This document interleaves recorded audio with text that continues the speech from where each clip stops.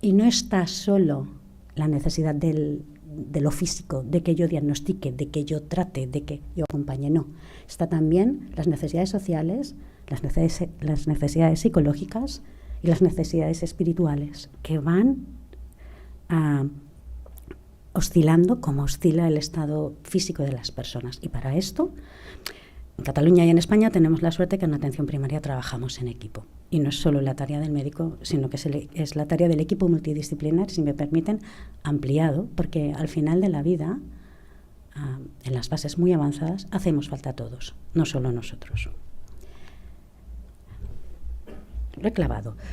Esta es mi última diapositiva. Es una frase de un fantástico médico de familia, porque con una frase con la que me siento representada, estamos comprometidos con las personas, más que con un campo de conocimiento, que también, o con un grupo de enfermedades, porque todas nos importan.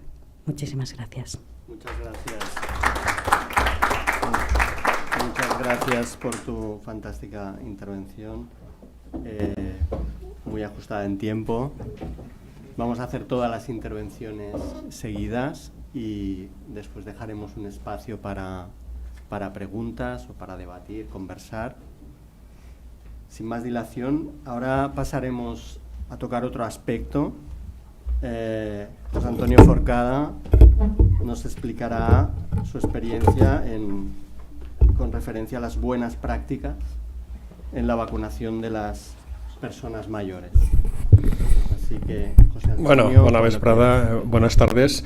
El agradecimiento, por supuesto, a la organización del Congreso por haber contado conmigo para hablar pues, de un tema que yo creo tan importante como es las inmunizaciones, las vacunaciones. Estamos acostumbrados toda la vida a entender las vacunaciones en los niños, pero tenemos que cambiar ese paradigma. Hoy en día es tan importante la vacunación del adulto como la vacunación del niño y tenemos que cambiar un poco el chip de los sanitarios en pensar que las vacunas son para toda la vida, ¿no? Bien, apuntando ahí. Ahora. Bien, estamos este año celebrando y cumpliendo 50 años del calendario vacunal en España, que comenzó como un calendario infantil. Entonces yo siempre, este año, la primera diapositiva es el agradecimiento a todos los sanitarios que han participado durante estos 50 años y que han conseguido alcanzar unas coberturas, unas tasas de cobertura tan magníficas como tenemos en este país, las mejores del mundo, y especialmente a mis compañeras y compañeros, enfermeras y enfermeros, que son los que han soportado de una manera más importante toda la gestión de estos programas vacunales. No me he acabado de presentar, yo soy José Antonio Forcada, soy enfermero, he sido 40 años enfermero de salud pública, ahora estoy jubilado. Y desde el año 2018 creamos esta Asociación Nacional de Enfermería y Vacunas, que yo soy el presidente, hasta que me echen, hasta que se harten de mí, y que trabajamos pues, para formar a profesionales sanitarios y sobre todo también formar a la población en la importancia de las vacunaciones. Vamos al lío. Estas son las coberturas del 2024 en vacunación de adultos. Podemos ver, porque no son todo lo deseables, ¿no?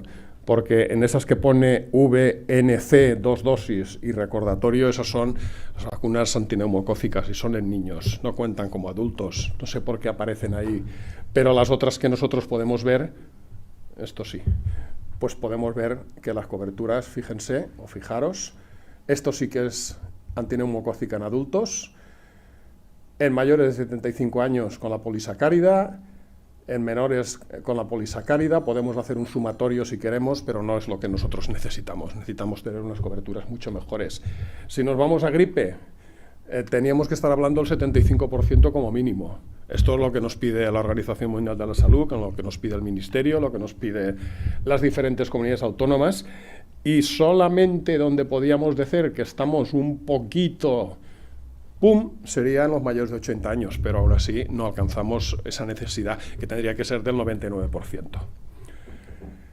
Y si nos vamos a COVID, el año pasado, pues fijaros, en los más vulnerables, mayores de 80 años, no alcanzamos el 50%, en los mayores de 60 años no alcanzamos el 38%.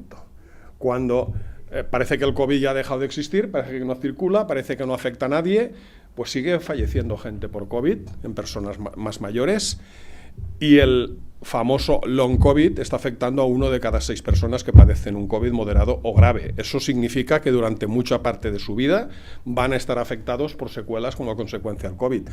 ¿Que la vacuna no nos va a evitar la infección? Lo sabemos, pero probablemente nos vaya a infectar la progresión a casos graves, y por lo tanto es muy importante seguir trabajando por ahí. ¿En qué situación estamos ahora? Esto es la semana pasada. Fíjense la raya... Uy, esto es complicado. La raya negra, infecciones respiratorias en atención primaria. Pues estamos, como todos los años más o menos en el año 22-23, que empezó un poquito más alto, pues estamos comenzando.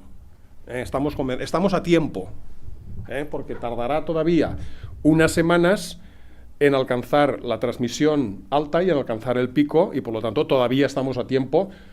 Y si nos vamos, por ejemplo, específicamente a gripe, y estoy hablando de COVID mayor de 70, gripe mayor de 65, incluso la vacunación frente al neumococo, estamos a tiempo de protegernos y de proteger a nuestros pacientes, que es lo realmente importante. Gripe están comenzando ahora, está empezando a subir. ¿Llegará al pico? Pues para finales de año, a mediados de enero, o así es cuando la cosa, eso que nos sacarán en la tele mucho, de que están todas las consultas, los médicos y enfermeras, médicas y enfermeros que estáis aquí, sabéis perfectamente lo que ocurre cuando alcanzamos el pico, que nadie sabe lo que hacer porque tenemos demasiados pacientes. Neumonías. Las neumonías se asocian principalmente, y eso está más que demostrado, a casos de gripe, complicaciones de gripe, a casos de VRS, de virus respiratorio sincitial, complicaciones, y a COVID también. Sabemos las famosas neumonías bilaterales como consecuencia de COVID, que en unas ocasiones eran víricas, pero muchas veces eran bacterianas por una coinfectación o sobreinfectación sobre COVID. Entonces, está comenzando ya a subir el pico, y el pico lo alcanzaremos normalmente pues también para ya mediados de enero, más o menos. Pero fijaros esto, que tenemos esta vacunación de gripe en teoría, los grupos de riesgo, ¿no? Las personas que más problemas de salud tienen. ¿Y dónde estamos? Lo único que tenemos son una más o menos decente en embarazadas. El resto de patologías crónicas no tenemos unas buenas coberturas de vacunación. ¿Y quién tiene la culpa? Pues la culpa la tenemos nosotros, porque no somos capaces de convencer a nuestra población, como decía Esther, de dejar de fumar o de vacunarse para protegerse, y haciéndole entender la importancia que tiene en su vida. Este es un estudio del año 2020, publicado en el 2021, sobre la confianza de la vacunación en nuestro país. Está hecho por gente de la Dirección General de Salud Pública del Ministerio, dirigidos por Carmen Olmedo, Aurora, etc. Bueno, no voy a entrar demasiado, pero fijaros, la población, ¿a qué le tiene miedo?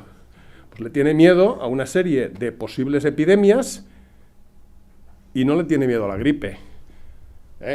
No le tiene miedo. Y encima confunde totalmente lo que es la gripe con otros cuadros respiratorios. Todo se engloba como gripe, ¿no? Y por eso es que me vacuné y he estado todo el invierno con gripe.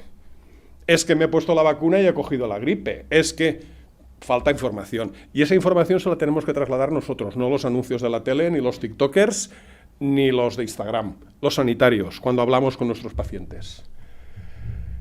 ¿Por qué se rechaza? Pues cada vez hay un mayor rechazo. ¿Y por qué es ese rechazo? Pues ha crecido a un 55% en el 2024, ese rechazo a la vacunación antigripal.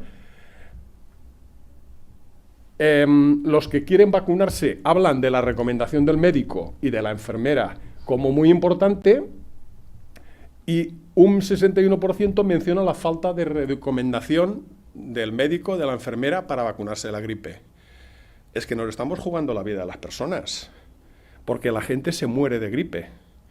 Aunque parezca mentira, todos los años, pues no se puede cuantificar muy bien, porque las causas del fallecimiento pueden ser neumonía, puede ser infarto, puede ser ictus, o puede ser cosas que han estado mediatizadas porque esa persona ha pasado una gripe. Entonces no sabemos, pero se calcula que entre 3.000 y 6.000 personas fallecen cada año en España por gripe. Como consecuencia de la gripe en el mundo, un medio millón de personas, aproximadamente. Y no son números menores, ¿no?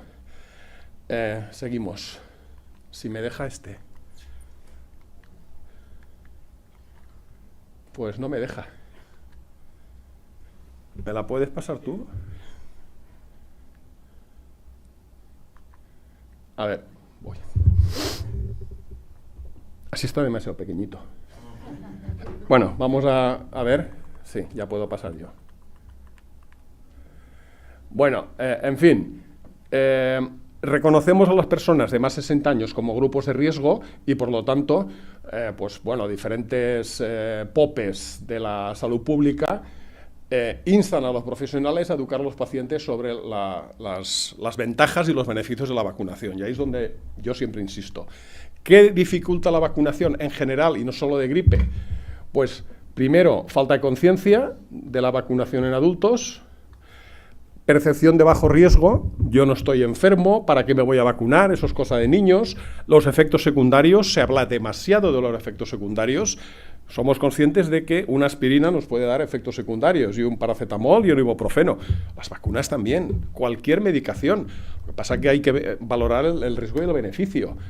La falta de recordatorios, la falta de información y desinformación, las dificultades logísticas. A veces hay que crear espacios, aunque esté en contra de las agendas y aunque esté en contra del trabajo programado, pero hay que dar oportunidades a gente que no puede.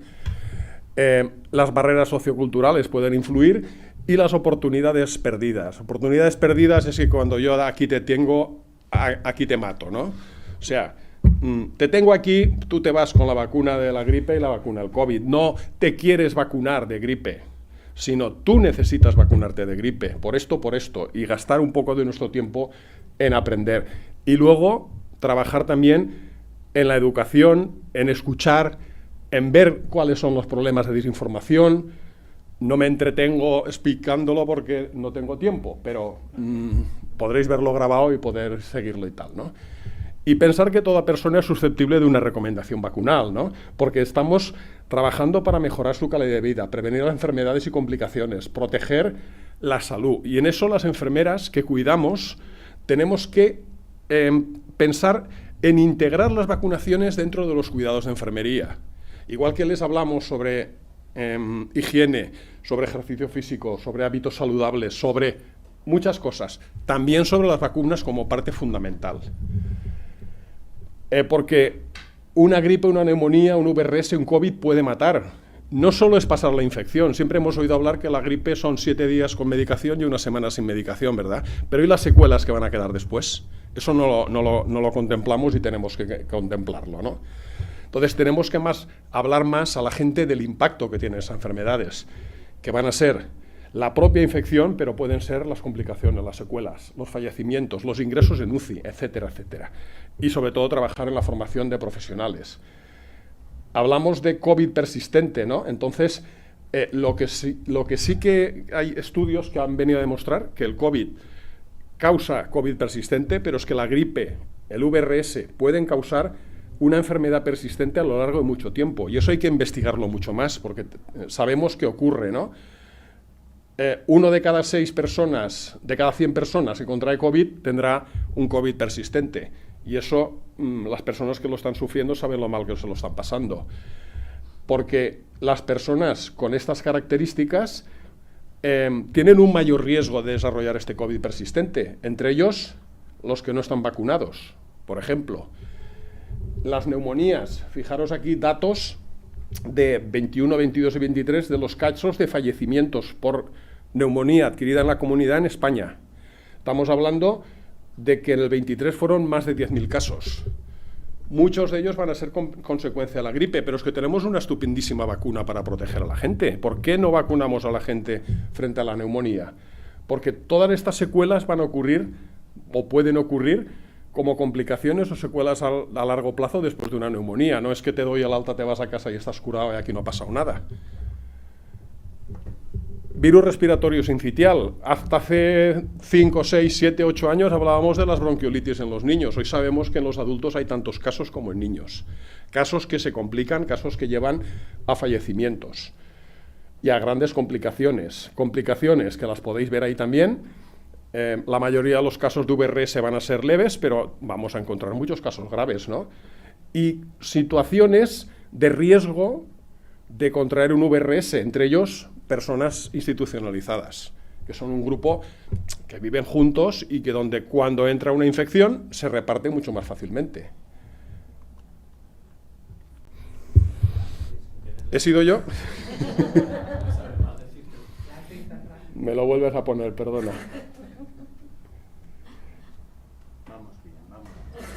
No, vamos a ver. A ver, llegaremos hasta donde estábamos. Afortunadamente, en este año se ha comenzado a vacunar frente a VRS en 10 comunidades autónomas, principalmente en personas institucionalizadas y en personas trasplantadas, principalmente. Las personas están recibiendo la vacuna frente a VRS. ¿Qué no sabemos de esta vacuna? Si vamos a necesitar más dosis, pero eso muchas veces a lo largo de la historia lo hemos ido aprendiendo conforme se han generado las necesidades. De momento vamos a proteger a esta población. Esperamos que el año que viene sean más comunidades autónomas. Este año, y no es por meterme en política, han sido las comunidades del PP. Pues bienvenido sea. Ojalá el año que viene las sean todas, ¿no? Incluso que se aumente a otros grupos de riesgo, ¿no? Porque puede ser necesario. Bien, y la gripe. Como hemos dicho, la gripe mata.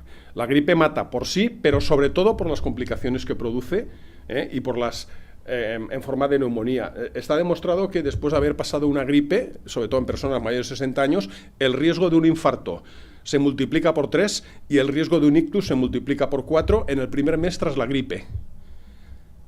Esto tenemos que decírselo a nuestros pacientes, que lo sepan. Y nosotros tenemos que ser conscientes también para decirles, oye, necesitas vacunarte frente a la gripe.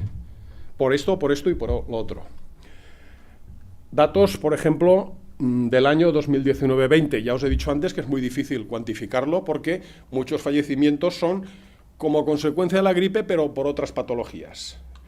Pero los datos, fijaros, casi 620.000 casos confirmados ese año, 28.000 hospitalizaciones, 1.800 ingresos, 3.900 muertes atribuibles a gripe. Y lo que hubiéramos evitado vacunando, o se evitó en mayores de 64, se evitó un 26% de hospitalizaciones, un 40% de ingresos en UCI y casi un 37% de muertes atribuibles a gripe. Nosotros, desde nuestra asociación y conjuntamente con la Sociedad Española de Enfermería Geriátrica y Gerontológica, hemos elaborado una guía de buenas prácticas de vacunación en personas mayores institucionalizadas. La podéis encontrar en nuestra web de enfermeriayvacunas.es, pues está en PDF y se puede descargar. ¿Qué es lo que hemos buscado? Pues formar a las enfermeras principalmente que trabajan en estos centros, globalmente a todas las enfermeras que trabajan con adultos, para que tengan un instrumento suficiente para poder desarrollar estos programas de vacunación con el objetivo de mejorar la cobertura, que es una parte muy importante, con el objetivo de mejorar la formación de todos los profesionales del entorno de las residencias de institucionalizados y facilitar recursos para poder llevar a cabo este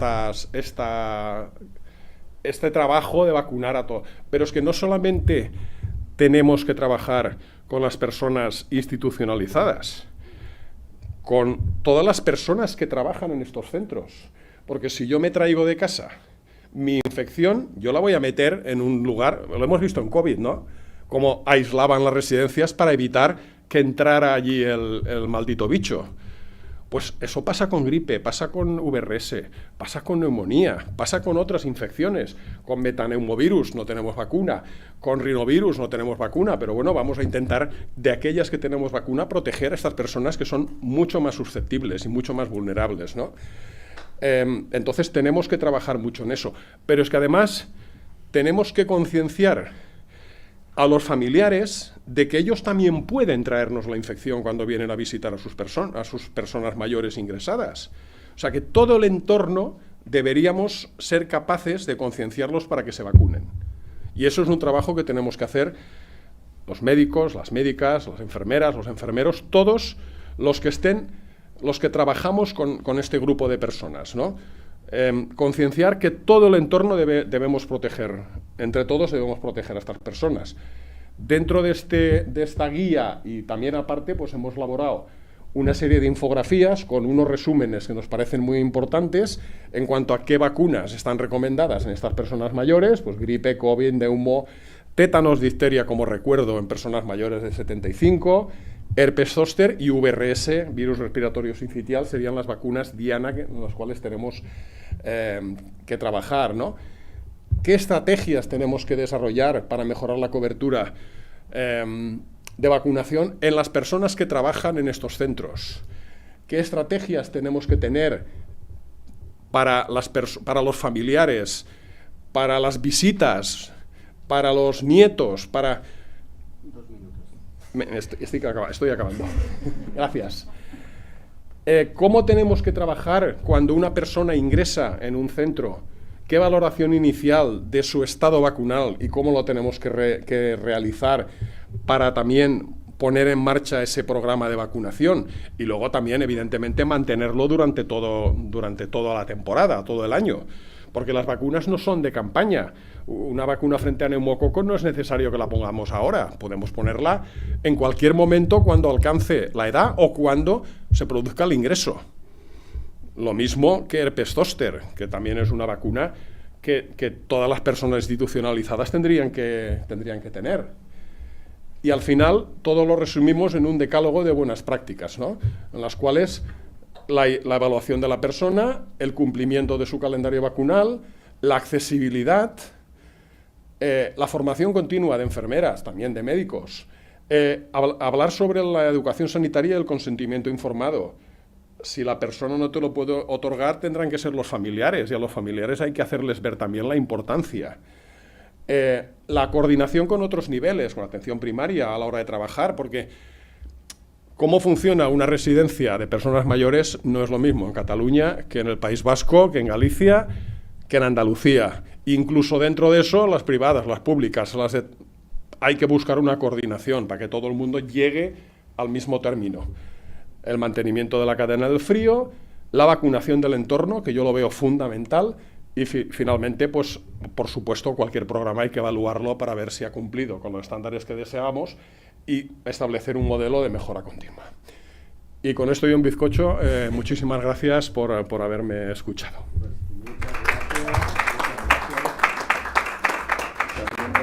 Por tu excelente ponencia.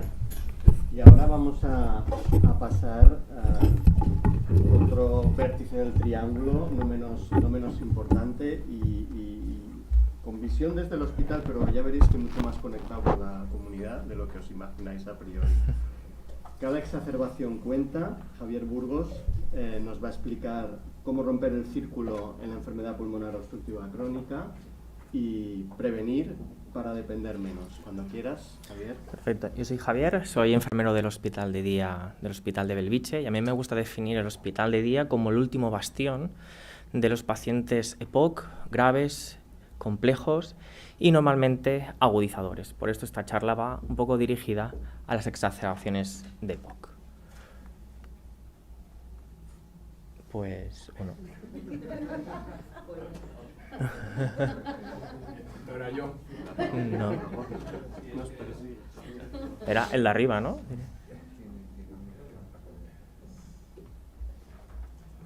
Estos son cosas del director, ¿eh? No.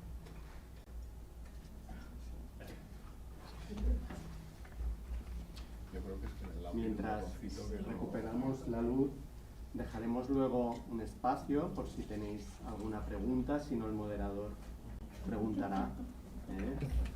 El de abajo. Vale. El de abajo. Vale. Bueno, pues simplemente esto es un poco la agenda, que es desgranar cada parte del título para darle sentido a esta presentación.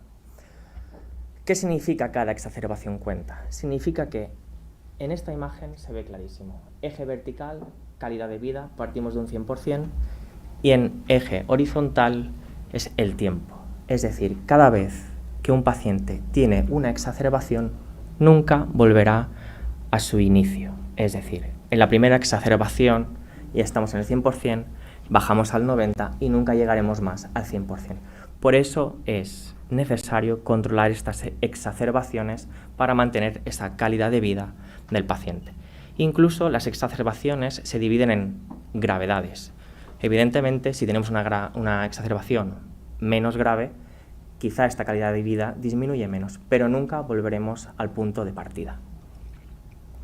Siempre tendremos una pérdida de calidad de vida secundaria a una pérdida de funcionalidad. Simplemente decir que esto ya se está estudiando desde hace mucho tiempo, incluso hay metaanálisis, no voy a entrar en ninguno de ellos, pero sí quiero hacer hincapié en que hay interés en saber qué es lo que pasa cuando hay exacerbaciones en el paciente, en la persona. Ya lo he mencionado antes, y esta es casi de las diapositivas más importantes, envejecimiento saludable, es decir, ¿qué tenemos que hacer antes de tener una enfermedad? Hábitos de vida saludables, medidas de prevención y sobre todo esta red comunitaria que cada vez se va perdiendo, pero que desde atención primaria, ya también desde hospitalaria, se intentan recuperar estas redes comunitarias, ¿vale? Para que el paciente tenga actividades, tenga calidad de vida y sobre todo pueda estar tranquilo. Pero si volvemos a la EPOC, ¿qué retos de futuro nos esperan en la EPOC? ¿Cómo controlamos esta cronicidad? A mí me gustan mucho los objetivos de triple meta, ¿vale? Incluso ahora hay una cuarta que también cuida un poquito al personal, que ya me parece bien, pero de momento nos quedamos con la triple. ¿Cuáles son los retos de futuro en el paciente EPOC complejo?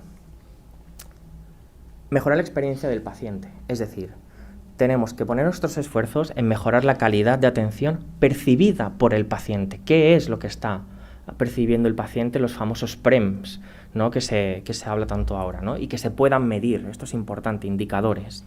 Y luego también la relevancia de los cuidados. Ya no es solo tratar, ya no es solo diagnosticar. Ahora el cuidado empieza a tener mucha más relevancia para mejorar la calidad de vida del paciente y mejorar su experiencia vivida. Por otro lado, mejorar la salud de la población. ¿Esto qué quiere decir? Significa que los tenemos que identificar y una vez identificados, estratificarlos, ¿vale? Luego hablaré un poquito de la pirámide de Kaiser, que es una manera de estratificar a la población. Y luego, una vez los tenemos estratificados, es decir, los tenemos identificados, ¿cómo controlamos esa cronicidad? Y por último, y no menos importante, la eficiencia. Y todo lo que hagamos tiene que generar valor en dos vías, al paciente y al sistema para hacerlo sostenible. ¿Cómo hacemos todo esto? Objetivos, lo tenemos clarísimo. ¿Cómo se materializa? Modelo, proceso y ruta. ¿Qué modelos hay? Modelos de atención al proceso crónico, pirámide de Kaiser. Esto es una pirámide que lo que hace es estratificar a la población. Cuanto más a la cúspide, más complejidad y por tanto necesitamos gestión de casos complejos y ahora más que nunca coordinado con la atención sociosanitaria. Y luego otro modelo, el modelo Chronic Care Model, que lo que intenta hacer es equipos expertos especializados en cronicidad y sobre todo capaces de empoderar al paciente para que él tenga capacidad de autocuidado. Proceso. ¿Cómo hacemos un proceso asistencial del paciente complejo para romper el círculo de estas agudizaciones? Primero, identificación, estratificación de riesgo y para esto necesitamos diagnósticos firmes y sobre todo bien registrados para que todo esto en la historia se vuelque y sea interoperable. Una vez los tenemos identificados, los tenemos bien diagnosticados, ¿qué plan vamos a tomar? Está el PIC, aquí en Cataluña, que es el Plan de Intervención Individualizado Compartido, que son decisiones que se toman desde el ámbito sanitario y el paciente y se llega a un acuerdo en cuidados. Una vez hemos hecho este plan, ¿cómo lo vamos a llevar a cabo? ¿Cómo será el seguimiento? Será proactivo y sobre todo hay que empoderar al paciente. Como somos el último bastión, también intentaremos manejar las agudizaciones fuera de lo que es la urgencia, o sea, creando dispositivos capaces de poder manejar estas agudizaciones. Y luego, por último, estos pacientes también se mueren. Les tenemos que dar una calidad paliativa a final de la vida. Como estamos hablando de agudizaciones, pues todos estáis pensando en el 3. ¿Por qué? Porque lo que tenemos que hacer es romper el círculo. Es decir, tenemos que ir un paso antes de estas agudizaciones. ¿Cómo lo haremos? Ruta asistencial. 3 dispositivos esenciales. Atención primaria, no me voy a alargar, yo lo he explicado. Seguimiento longitudinal, ¿vale? Intervienen médico de familia, enfermera, conciliación de las comorbilidades cada vez más importantes en el EPOC. Y luego ya cuando estamos en esa cúspide piramidal, las enfermeras clínicas de cronicidad compleja. Esto ha cambiado, antes eran gestoras de casos, va cambiando, ¿vale? Pero el concepto es el mismo, hay que gestionar el caso. Pasamos a hospital de día, último bastión antes de que el paciente ingrese o vaya a urgencias. Seguimiento. Claro, una de las grandes cuestiones es, desde un hospital, desde la atención especializada, ¿se puede hacer una atención longitudinal? Sí, se puede. Hay que poner recursos, pero se puede y se hace. ¿Cómo? Consultas monográficas en EPOC, programas específicos y especializados en el manejo de estos pacientes y luego con equipos multidisciplinares, como la enfermera de práctica avanzada y capaz de gestionar cada caso. Y por último, y no menos importante, servicios sociales. Sin el apoyo social es muy difícil controlar estas agudizaciones. ¿Por qué? Porque hay muchos factores que ahora explicaré con un pequeño caso. Resumen: paciente, cuidador y entorno. Palabra clave. Enfermera gestoras de casos, historia clínica compartida, coordinación permanente entre los diferentes niveles, ya asistenciales, incluso servicios sociales. Gran hándicap, que de momento no es interoperable. Y en ello se tiene que ir trabajando, ir avanzando, para que todos tengamos un proceso único. Caso clínico. María, 78 años, EPOC GOL 3B. Esto simplemente es gravedad, es grave, y aparte es sintomática. Se sigue ya en hospital de día y tiene su tratamiento inhalador para el control de estos síntomas y que lleve lo mejor posible esta enfermedad crónica. Hay un trigger que empieza a agudizar y empezamos con el ciclo de las agudizaciones, este círculo.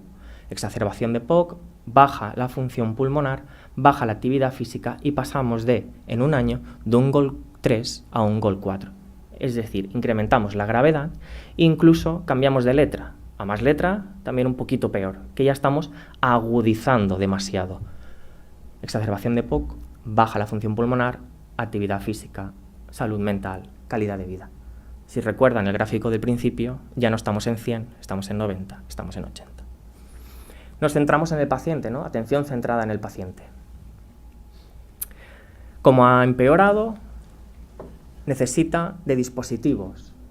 Tiene sus inhaladores exactamente igual, pero ahora incrementamos las terapias, necesitamos controlar esta enfermedad crónica, ¿vale? Pero aún así sigue agudizando. Hay algo que no está cuadrando. Entonces, antes han mencionado TikTok, yo no tengo, pero creo que es en vertical, pero ¿qué pasa cuando ampliamos la foto? Resulta que María el año pasado, su marido le dio un ictus, está en silla de ruedas, ya no se cuida tanto. Empieza con terapias respiratorias. ¿Qué pasa? Han incrementado la medicación, tiene que pagar facturas. Aquí necesitamos intervenir todos. ¿Por qué? Porque María ha pasado de ser cuidadora de ella misma a cuidar a su marido, es decir, se está descuidando. El autocuidado está haciendo que abandone su tratamiento. El abandono de ese tratamiento es porque le generan más dependencia el tema de las terapias respiratorias y encima está en un contexto de pobreza energética. Si vamos al otro lado, se ha dejado de cuidar, por tanto cada vez es más frágil y la fragilidad va muy ligada con la complejidad. Aquí nosotros es donde tenemos que romper el círculo, un poquito antes de esto. Para esto necesitamos observar, necesitamos ver qué está pasando tanto a ella como a su entorno. Es la única manera de poder interactuar de manera precoz, de manera preventiva con estos pacientes y que no agudicen. No solo nos centramos en la persona, nos centramos en el entorno. Y esto son los cuidados. Una pequeña reflexión y acabo, ¿vale? Florence Nightingale, en 1854, la War Office de Gran Bretaña le dice que tiene que ir a un hospital, Scutari, el actual Estambul, porque los soldados están muriendo, pero los están tratando, pero no mueren ni por la guerra ni por tratar, mueren por la falta de cuidados. Cuando Florence Nightingale con sus 38 enfermeras voluntarias llegan al hospital, lo primero que hacen es observar. Y para mejorar la supervivencia, lo que hacen es cuidar el entorno. Muchas gracias. Muchas gracias.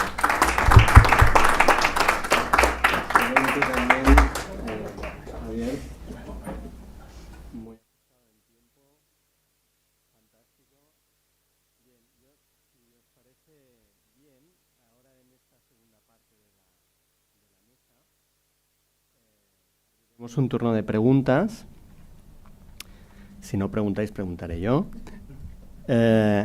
Después me gustaría extraer unas conclusiones de la mesa con mensajes para llevarnos a casa que ellos han preparado y que queremos trasladaros. Y cuando hayamos compartido esos mensajes, Josep cerrará la mesa y despedirá el acto. Por tanto, vamos bien de tiempo. Si tenéis alguna pregunta, es el momento. ¿Tenéis alguna pregunta, alguna cuestión? ¿No? Pues entonces es el turno del moderador. Me voy a levantar y si acaso cuando os pregunte, si sois tan amables, os giráis para que... Muy bien. La verdad es que el nivel ha sido muy alto, muy interesante, muy bonito. Y bueno, vamos a intentar enriquecer un poco más más que una pregunta, es bueno, intentar conversar al respecto. Para Esther, quería preguntarte, en estos tiempos de innovación tecnológica, inteligencia artificial, ¿cómo podemos reivindicar una mirada sensata, longitudinal, como tú has dicho, y global, ¿no?, en la valoración de pacientes con enfermedades crónicas complejas? ¿Son realmente compatibles estos enfoques, el tecnológico inteligente con más el humano y próximo? Bueno, si somos poquitos. ¿Qué creéis que voy a contestarle? ¿Qué creéis que voy a decirle? Me giro, ¿eh? Sí, sí, por favor.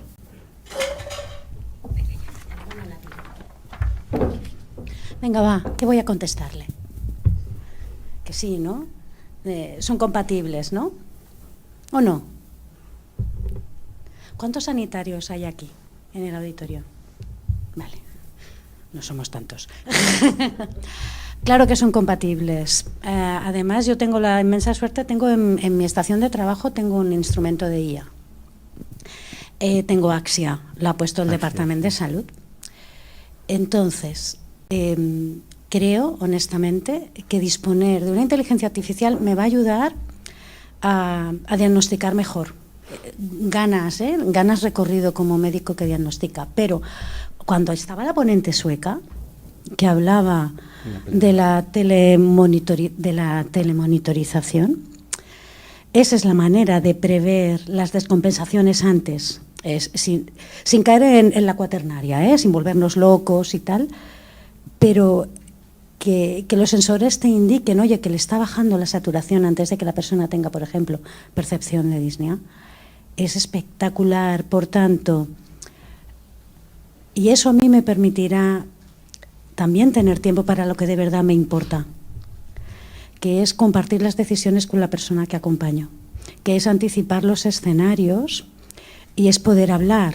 Oye, ¿qué hacemos si pasa esto? ¿Qué hacemos si pasa lo otro? Eso todavía la IA en estos momentos todavía no lo hace bien. También lo hará. Y entonces cuando lo haga tendremos que ver qué hacemos nosotros.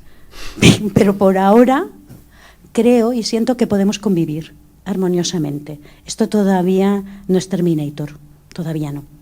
Muy bien. Muchas gracias, Esther. ¿Puedes cederle el micrófono a José Antonio? No. Muchas gracias. Sí. José Antonio, que nos has dado realmente hemos hecho un repaso contigo, ¿no? Y la importancia histórica de la vacunación, yo creo que a veces no nos damos cuenta del avance que ha supuesto tan importantísimo, ¿no?, para mejorar tantos aspectos de la salud. Sin embargo, hay un aspecto que también lo has comentado, ¿no?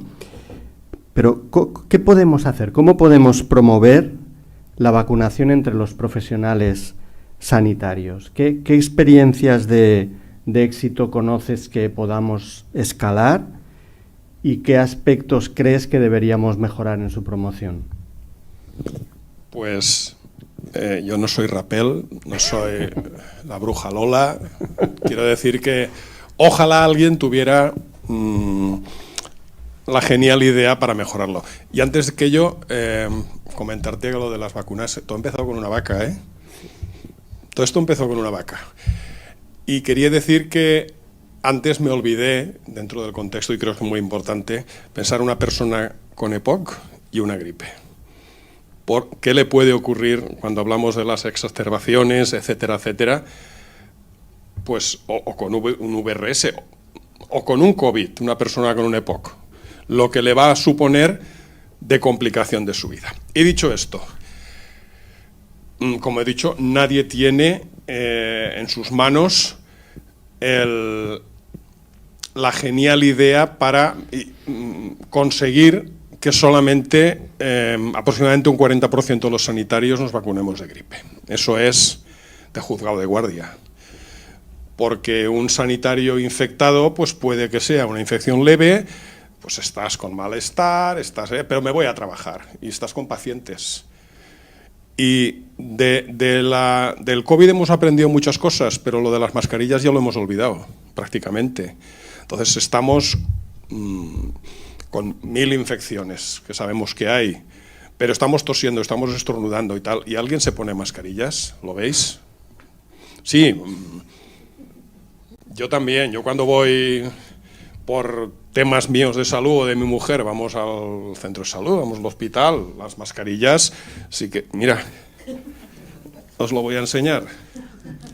Aquí están. Quiero decir que necesitamos concienciarnos más, ¿no? Y en cuanto a las vacunaciones de los adultos, fijaros, en los últimos brotes de sarampión que ha habido en España, que han sido bastante, y algunos bastante importantes, aproximadamente un 20% de los casos han sido sanitarios. Y eso quiere decir que el sanitario, normalmente pediatras o enfermeras de pediatría o de urgencias, se han infectado de los niños que han acudido con sarampión muchas veces a urgencia o a la consulta al pediatra, y el pediatra se ha infectado, o el de urgencias, y se lo ha transmitido a otras personas que no estaban inmunes. Y estamos hablando de sarampión. El sarampión también mata. Aquí no, afortunadamente, pero mata. La gripe, lo hemos estado hablando. ¿Por qué no nos vacunamos de la gripe? Pues la mayoría de las veces la excusa que ponemos es que yo estoy sano y no necesito vacunarme. Yo empecé a vacunarme la gripe que no llegó a 40 años. Pasé una gripe de esas de 3 días en cama, con fiebrón, con que no podías ni abrir los ojos, y yo no trabajaba en gestión. Pero dije, ni por mí, ni por mis suegros, mis padres, mis niños que todavía eran pequeñitos, digo, no voy a hacer que ellos se contagien de mí. Entonces, tenemos que poner ejemplos, tenemos que concienciar a todos los sanitarios de que tú puedes ser el responsable de que tu paciente se infecte de gripe, y tu paciente probablemente se lo pase mucho peor que tú. En este país no nos gusta que nos obliguen a nada, ¿no? Al final se ha conseguido lo del cinturón a base de multas, y se ha conseguido lo de no fumar en determinados lugares a base de multas. A lo mejor a los sanitarios tendrían que obligarnos de alguna manera, ya que moral y éticamente no lo conseguimos, pues poner algunas normas para que, oye, pues si tú no te quieres vacunar, pues cógete ahora el mes de vacaciones. Luego en verano estarás currando. O te vas a trabajar pues a unos servicios donde no estés con pacientes. No lo sé, alguna cosa, pero no nos gustan las obligaciones. Entonces, todo pasa por la concienciación. Todo pasa por la concienciación. No podemos permitir ser nosotros responsables del daño a nuestros pacientes. Y yo creo que ahí tenemos que luchar. Y tenemos que buscar gente que nos dé ejemplo. Gente que dé ejemplo ante la población. Para que también nosotros, cuando le digamos a la población la importancia que tiene de vacunarse, pues tengan ejemplos que nos puedan hacer caso. Y no estoy hablando de influencers ni de gente así, ¿no? Sino figuras que de alguna manera sean apreciadas por la gente y que les lancen ese mensaje. Muchas gracias, Antonio. Sí, una pregunta y luego ya cerraremos con Javier. Sí. ¿Tú crees, cogiendo la vacunación en los niños, que tenemos unas coberturas muy buenas, el VRS ahora mismo está en un 92%, si no estoy mal fijado, más o menos, ¿crees que podemos aprender algo de la vacunación en niños para los adultos? Para intentar, es que también me ha sorprendido muchísimo esta slide, esta transparencia que has puesto en poblaciones de riesgo, que estamos en 30%. ¿Podemos aprender algo? Porque claro, al niño lo vacuna, entre comillas, el padre. Pero el padre no se vacuna. Conceptualmente, ¿eh? Y dices, ¿hay alguna lección que podamos aprovechar? Porque dices, claro, es que y en pacientes con patología respiratoria crónica, como hemos visto también con esta transparencia donde veíamos que cada exacerbación vas deteriorando tu función pulmonar, que al final, pues oye, te tienen que trasplantar o te mueres. No lo sé. A ver, deberíamos aprender. Yo tengo buena voz, pero bueno. Deberíamos aprender, pero tú fíjate una cosa. A los niños los estamos inmunizando frente a VRS, con un monoclonal y todo eso y tal. ¿Por qué hay tan buena aceptación? Porque la bronquiolitis mata. Cada año en España habían un número, no una exageración, pero podían haber entre 10, 15, 20 niños menores de 6 meses que fallecían por un VRS. Eso a los padres les da mucho miedo, nos da mucho miedo, ¿vale? Estamos vacunando a los niños de gripe. La gripe a partir de los 6 meses. Si vacunamos a la embarazada, vamos a proteger al niño esos 6 meses y luego ya lo podremos vacunar. La gripe en niños son poquitos casos, pero casos hay de fallecimientos en niños. Eso la gente no le tiene miedo a la gripe. La gente no tiene ese concepto de la gripe. Cuando tú eso lo trasladas al adulto, 3/4 de lo mismo. La gente no le tenemos miedo bueno, yo sí que le tengo, pero la gente en general no le tiene miedo a la gripe. La gripe, pues, es un catarro, es 7 días fastidiado en el peor de los casos y aquí no ha pasado nada. Y no somos capaces, de igual que hacíamos con los niños, que decíamos, cada año fallecen en España tantos niños por una bronquiolitis producida por VRS. No somos capaces de decir, cada año fallecen en España casi 6.000 personas como consecuencia de la gripe. A lo mejor, si vendiéramos ese mensaje y diéramos ejemplo, aprenderíamos de eso, pero es que al final el aprendizaje es, desgraciadamente, y perdón por la expresión, poner muertos encima de la mesa. Sí, y luego ya le pasamos a Javier el micro. No, y estaba pensando, cuando nosotros intentamos motivar a las personas en el ciclo del cambio, no hay motivación más potente que la motivación suprapersonal.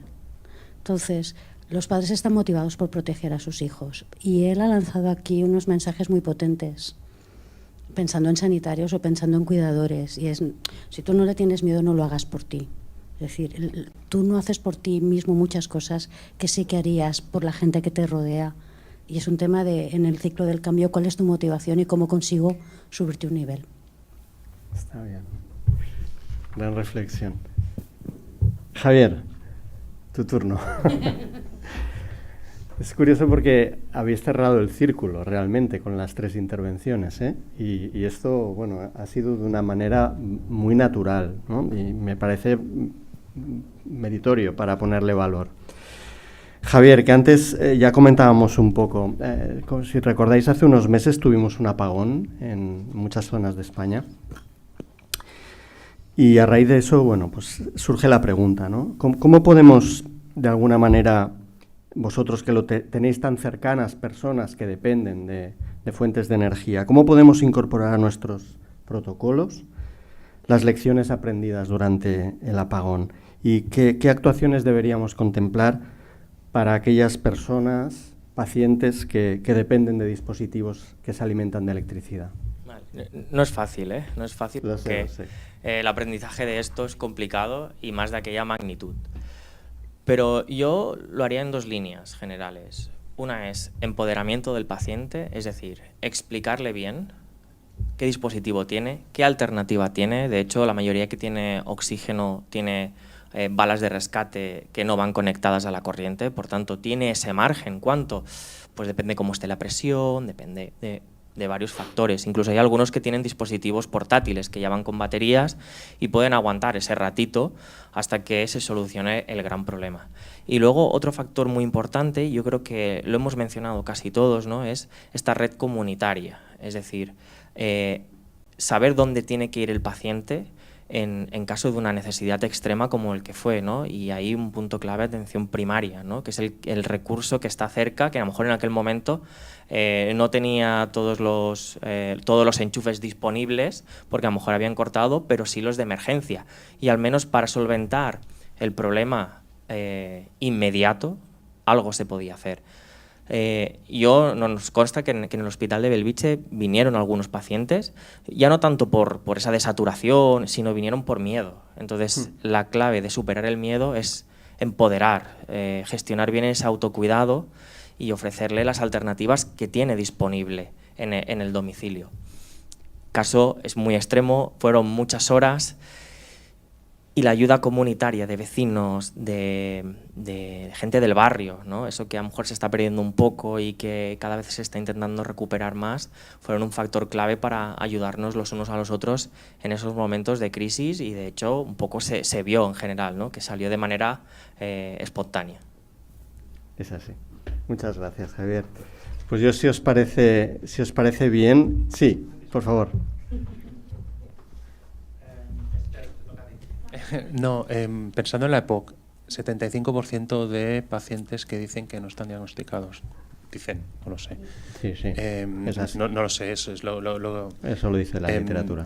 ¿Cómo se puede llegar a ellos? Porque claro, este paciente está en casa y en teoría no exacerba porque si no iría a urgencias, entiendo yo. Entonces, ¿qué hacemos? Tiene que ser en la farmacia comunitaria, no lo sé, abro melones, pero en el CAP, ¿dónde lo encontramos a este paciente? Este paciente está en su casa y, por tanto, estamos hablando del diagnóstico que no estamos haciendo.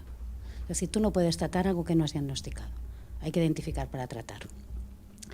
Y entendiendo que todos los agentes tenemos un lugar, yo creo que los sanitarios estamos para diagnosticar. Por tanto, el diagnóstico no hay que traspasarlo a otro lugar. En todo caso, nos lo pueden sugerir. Bueno, entre muchas de las tareas que hacemos, obviamente, tenemos que focalizarnos más en los grupos que sabemos que es más posible que tengan un EPOC, ya os lo he puesto. En todas las personas que fuman, aquellas que tienen infecciones de repetición, entonces te tiene que encender la lucecita. Pensar, ostras, no lo será. Pero mira, vuelvo a lo que me ha preguntado José Manuel. Tenemos sistemas que nos avisan, un poco más de inteligencia. ¿Quieres decir que no podría ser un EPOC? Es decir, nosotros, si tú nos preguntas, lo tenemos estructurado, por supuesto, lo tenemos todo estructurado. Todo es todo. Y me mola, ¿eh? Quiero decir, yo ya juego a todo. Es un problema importante y posiblemente se puede priorizar. Y sistemas de ayuda que me ayuden a darme cuenta que lo tengo que diagnosticar. Sí. José Antonio y Javier también quieren Sí, yo quería, añadir. Desde mi absoluto desconocimiento y también valorando que el tema de los cribados últimamente pues no tiene muy buena fama, ¿no? Por cómo funcionan y habría que valorarlo, pero ¿no se podría también hacer algún tipo de cribado? No lo sé, ya te digo, desde mi absoluto desconocimiento, pues en fumadores, por ejemplo, o en personas que es que subo las escaleras y me falta el resuello, o cosas de esas, no se podría, pregunto, ¿se podría establecer algún tipo, sobre todo para un diagnóstico temprano, que supongo que será lo que más os puede servir? Hay que hacerles una espirometría, pero lo tiene que hacer una persona que esté entrenada. Y esto no lo podría poner, Javier, no sirve cualquiera para hacer una espirometría. Y no hay una aproximación simple a una espirometría. Una espirometría es una espirometría. Esto no es me miran el azúcar en el dedo en la farmacia. No. Quien te hace soplar te tiene que hacer soplar muy bien. De verdad. Tiene que estar entrenado. Por tanto, no sirve cualquiera. Sí, lo tenemos que cribar y lo tenemos que hacer. Sí, lo compro. Javier. Bueno, es que respecto a eso, desde el hospital hemos empezado hace poquito un proyecto con las enfermeras de atención primaria. Lo primero que falta es motivación por la neumo. No hay mucha motivación por la neumo, la gente se decanta por otras historias en atención primaria, que me parecen bien, pero todas son lícitas, ¿vale? Luego, segundo, se necesita material. No todo el mundo tiene en su consulta una espirometría. Las listas de espera son larguísimas, de meses, 4 o 5 meses de espera para poder hacer un diagnóstico. En la espera de este paciente que ya tienes identificado como probable EPOC, ¿vale? No hay un diagnóstico de probable, entre medio te ha ingresado, porque posiblemente se ha exacerbado y ya pasamos del diagnóstico, en vez de hacerlo en atención primaria, ya se hace desde hospitalaria y a lo mejor acaba ya directamente en el último bastión porque ha hecho una neumonía, UCI, etcétera, etcétera, etcétera. Y luego las puertas de entrada. Puertas de entrada son médico de familia y enfermera de familia. Si viene un paciente a hacerse deshabituación tabáquica, espirometría, no necesitamos, hay protocolos, no necesitamos orden médica para poder hacer una espirometría. Yo no voy a diagnosticar, ni mucho menos, pero yo voy a hacer la prueba. Puedo reconocer patrones, lo que dice ella, expertez, enfermera en neumo, especialización, porque especialidad no se puede, ¿no? Pero especialización. Es decir, oye, he detectado este patrón, te hago interconsulta o derivación, no sé cómo lo harán allí, ¿no? Pero sobre todo es esto, expertez en espirometrías, las puertas de entrada en atención primaria son médico y enfermera, tener los dispositivos allí y luego sobre todo la identificación proactiva de personas de riesgo, captarlas y que no se escapen y ya está. Y no hablaremos de tema ya de objetivos de la administración, porque de momento no ha entrado, creo, pero si no, es una manera de motivar y la motivación es un poco lo que falta en el tema del campo de la neumología en algunos sitios, por lo que he visto, y hemos hablado con... Muy bien, solo una frase, no para debatir, sino la cuarta causa de mortalidad en el adulto mayor es la enfermedad pulmonar obstructiva crónica. La gran mayoría de personas no estaban diagnosticadas. Vamos antes de cerrar la mesa, 3 mensajes para llevaros a casa. Ellos ya han hablado mucho, los hemos compartido. De la ponencia de Esther, la visión longitudinal y la accesibilidad del médico de familia permiten un abordaje continuo, integrador y realmente centrado en la persona.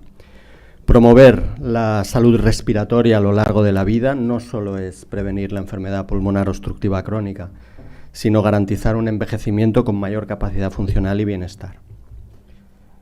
José Antonio, las vacunaciones previenen infecciones y enfermedades, complicaciones y discapacidades, y mejoran la calidad de vida de las personas mayores. Las enfermeras debemos integrar el cuidado vacunal en los planes de cuidados de enfermería y no podemos permitir que una persona enferme teniendo opciones de prevención. Javier, la gestión del cuidado mira más allá de la propia enfermedad para garantizar la salud de las personas, conocer el entorno, incidir en los hábitos de vida saludable y la prevención son aspectos clave para preservar la autonomía y la calidad de vida de las personas que padecen enfermedad pulmonar obstructiva crónica o cualquier enfermedad crónica. Estos son los mensajes que nos gustaría que os llevaréis para casa. Josep, cuando quieras. Bien, yo en todo caso voy a hacer un muy breve comentario desde la óptica de una persona mayor, porque en este caso soy paciente, por tanto no tengo ninguna formación. Y lo que diría es de que de este resumen yo he sacado, tengo aquí anotadas 3 ideas claves. La primera es que es muy importante la cercanía del médico de familia. Para poder tener esta longitudinalidad, es muy importante esta cercanía y esta atención realmente para que nosotros nos sentamos seguros. Yo siempre digo, yo soy una persona mayor con patologías ya crónicas, ¿no? Y por tanto te hace siempre pensar qué puedo hacer para que esto no vaya más adelante. En el tema de vacunas, yo no sé qué ocurre, pero parece que tenga más importancia o se oye más, hacen más ruido los negacionistas que no las personas que realmente sois los profesionales del mundo de la salud, ¿no? Ellos hacen todo este ruido y no nos damos nosotros tal vez la importancia de saber de que no solamente nos protege a nosotros, si vacunándonos podemos proteger a los que están a nuestro lado. Y esto no sé de qué forma, pero sería importante tenerlo presente, ¿no? Y evidentemente la gestión del cuidado no solo es tratar una enfermedad, ¿no? Es ir más allá, entender que acompañar con hábitos saludables. Y en resumen, yo diría de lo que hemos visto aquí, como una frase final sería: cuidar es mucho más que curar. Y si nos cuidamos, si nos cuidan, seguramente esto nos iría mejor. Quiero simplemente agradecer pues tanto a los tres ponentes, a Esther, a Antonio, a Javier y también a Juan Manuel, a la moderación de la mesa, y creo que nos salimos de aquí con reflexiones. No sé si con aportaciones, cosas nuevas que dicen, nos han explicado esto que no lo sabíamos. Lo que se han explicado de una forma u otra lo habíamos visto o oído, pero sí que nos llevamos esta reflexión para que podamos vivir mejor y envejecer mejor, que es lo que nos pretendemos. Muchas gracias. Muchas gracias.